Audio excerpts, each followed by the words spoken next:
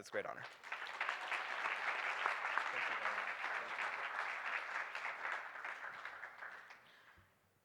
The second award will go to the Coalition Building Award for UMass Safi, Miriam Cernick of UMass Amherst, and Karen Rodbill of UMass Amherst.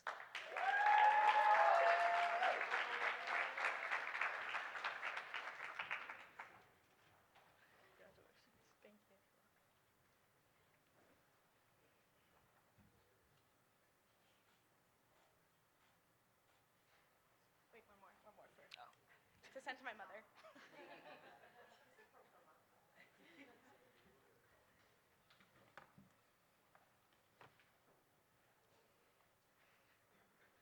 Hello, my name is Karen Radbill, and I'm a senior intern for the David Project at UMass and alumna of the Boston Onward Israel Professional Internship Program. I've been involved in SAFI, the Student Alliance for Israel, since my freshman year, and I'm serving as the current president. I am honored and humbled to be accepting this award on behalf of SAFI and all the other students who are currently and have in the past worked so hard to create the coalitions that are so strong today.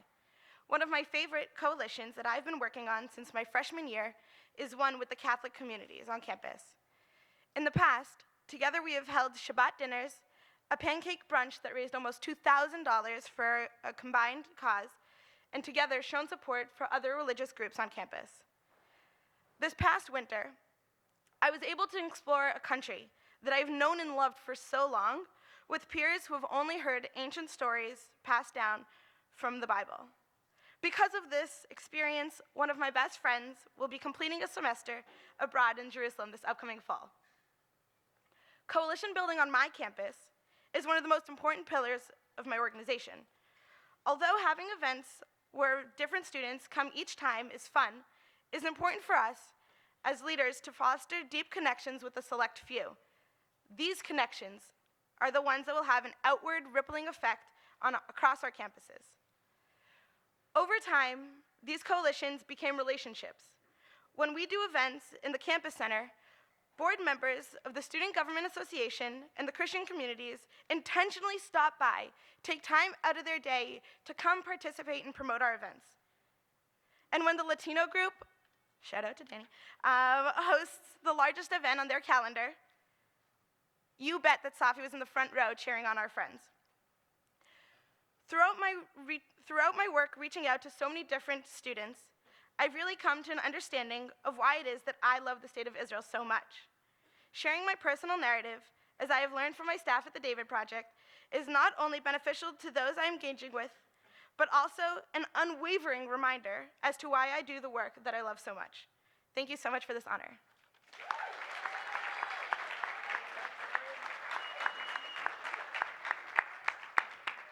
Thank you all. Chag Sameach.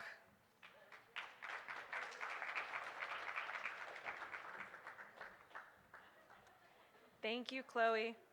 Our next speaker is Liana Jami.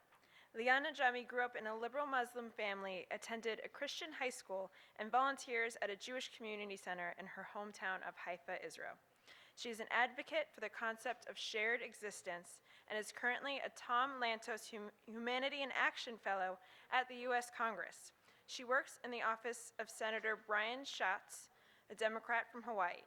Leon was featured in the 2016 Jerusalem Forbes 30 Under 30 Summit and has spoken to a wide variety of audiences in Germany, the United Kingdom, and the United States. Please welcome Liana Jami.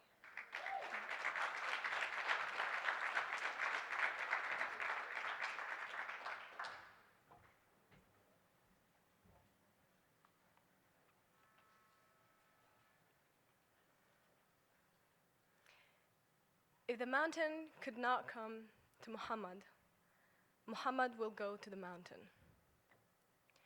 4 years ago, those were the exact words Michael English told me when we were sitting after I gave a speech to the first Onward Israel program. I guess you probably, you understand that I'm Muhammad in that story because we couldn't bring all Bostonian students, which I hope we can at some point, to Haifa and to Israel. But till then, For the past 4 years, I've been coming here yearly on the wide variety of campuses, of US campuses here in Boston, as well as everywhere else in Massachusetts, and sometimes even in Rhode Island, in Brown, where I got to meet Ben. And honestly, Ben, I was so touched by your speech, really. And I wish you all the best. And I've been following up, and you've been doing really great. And honestly, it's so refreshing, and it's so, I was coming here to speak about student empowerment, where I find myself hearing one speech after the other of you guys, of students, and I feel empowered. I come out from here empowered, and I feel like I wish I was here in the Boston student, I guess. Like, I went to Haifa University, so sometimes I kind of wish that I was coming here to study. Maybe I will, who knows? I'm still young, I can still attend. But that happened 4 years ago. And ever since I've come here, not only have I spoken to Jewish students, but also to Muslim students and Christians, and students who decide that they do not have a religion. They get to have that too. But what I wanted to come here and tell you is, I can see already some familiar faces, obviously, but some I do not know. And I would like to kind of give you an understanding of why is it that I'm here and I'm speaking to you guys. Well, I'm going to share my story with you, and I'm just going to hope that somewhere in my story, along my story, you will be able to find yours. 12 years ago, almost, in this summer, we're getting there, I started dealing with a chronic illness in my nerve system. Now, before I elaborate on that, and I don't know if we have any medicine like students over here or biology, but I will not go deep on that one. But I see you have some. Cool, maybe we can talk about it later. But before I can start that, I was wondering, has anyone watched the film Kill Bill? Oh, good job.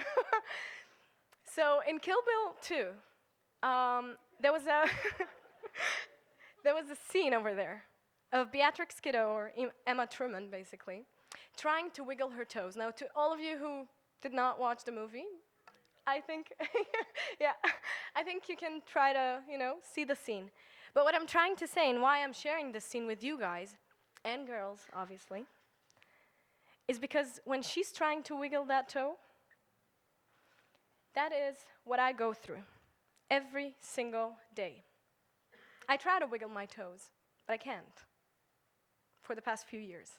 Now, I don't know how many of you have noticed it as I was walking up the stage from my chair over there, which I'm so happy it's so close to the stage. But I have been muscularly paralyzed from my knees and down. But I still walk. Maybe you can help me understand that, because I don't understand that. But I still walk. And I walk a bit different, and that's okay, because I still walk. And I understand that I do have limitations.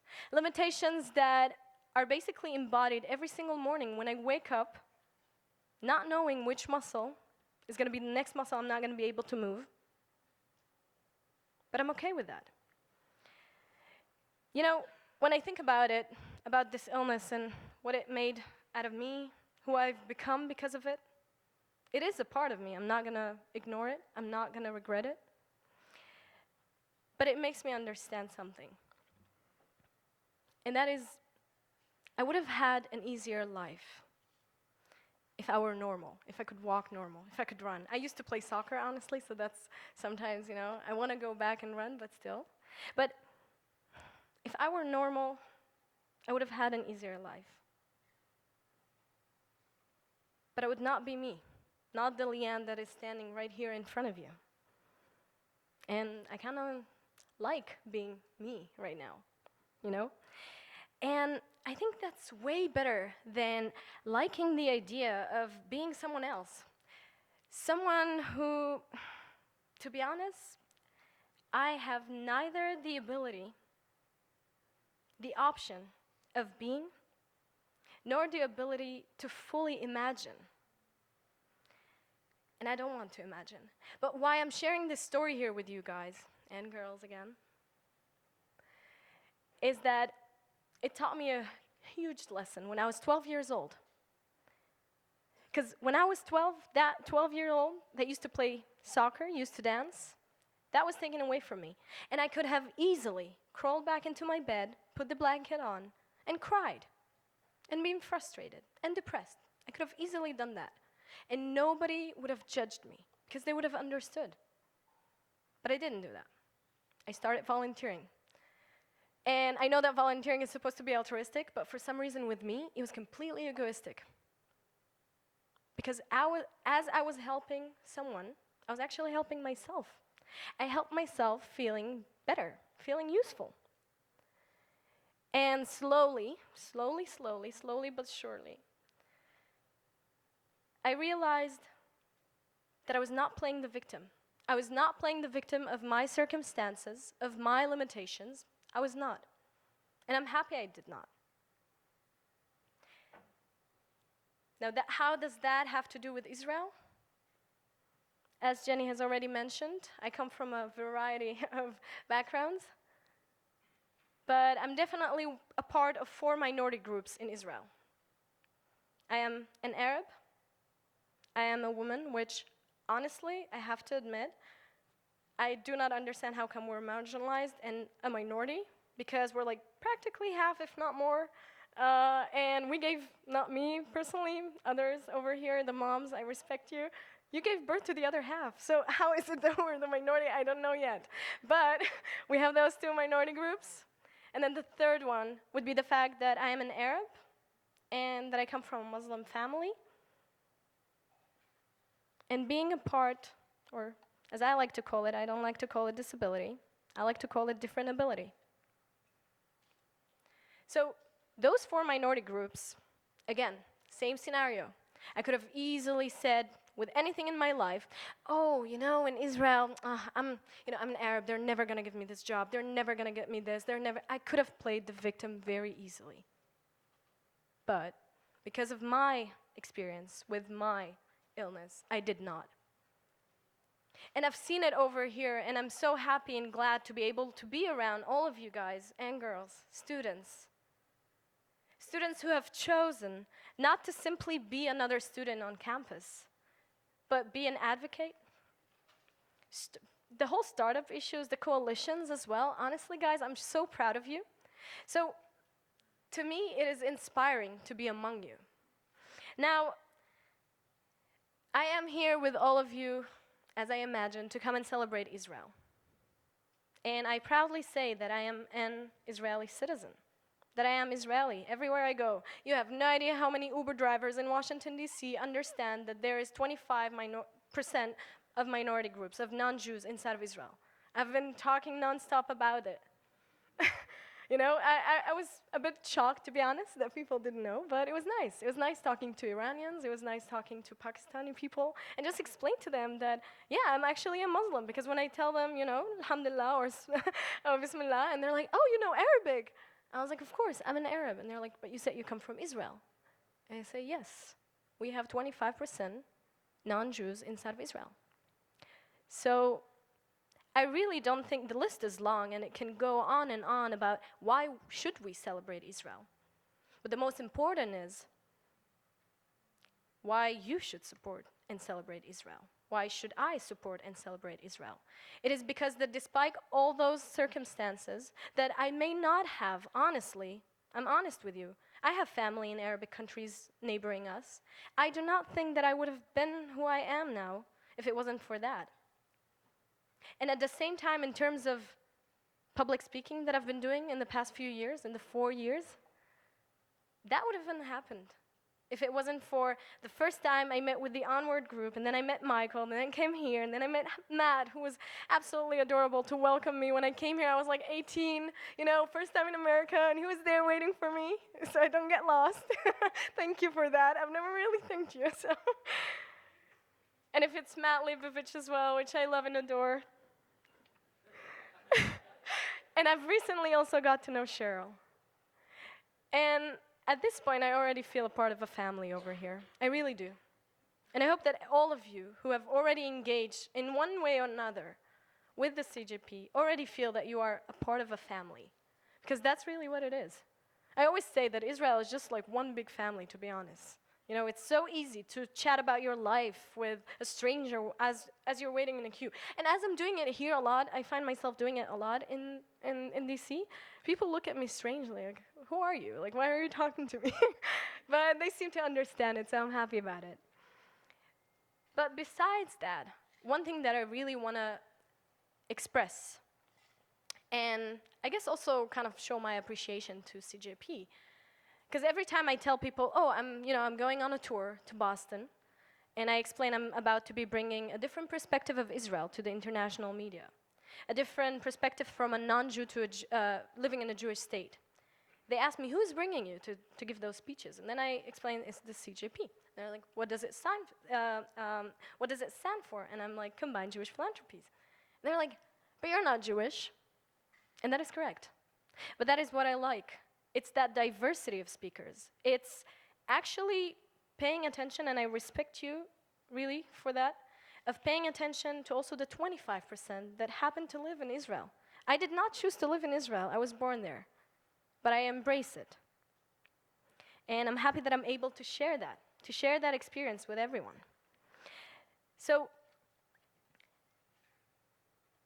I know normally when I give talks, one of the things that I like to do is always leave half of the time basically for Q&A, just because I love it. I love hearing, your brains basically playing with whatever it is that I just told you and kind of come up with a question and try to address it. But obviously we do not have a Q&A time over here. But I would highly suggest and recommend to come up. You already know how I look, and I'm sitting right here. So if you happen to have something that you want to talk about, even if it's about my CMT condition, just come over, because I love students. Honestly, I love being around you guys and girls, and I really appreciate whatever interaction I can get, whether it's a one-on-one or in a group discussion or whatnot. But for now, I'm hoping that I was able to give you something, that you were able to take something out of my story and maybe try to embrace it into yours. Till then, I'm gonna have to also announce some prizes. So what I would like to say, who I would like to invite over to here, we're inviting Jay Patrano from Boston University and Daphne Solomon from UMass Amherst.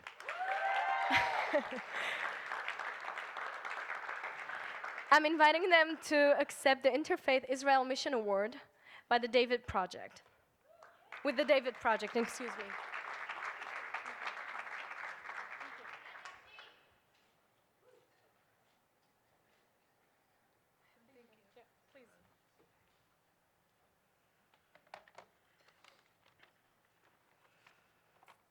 Hi all, my name is Daphne Solomon, and I'm honored to be able to accept the Interfaith Israel Mission Award on behalf of the David Project today.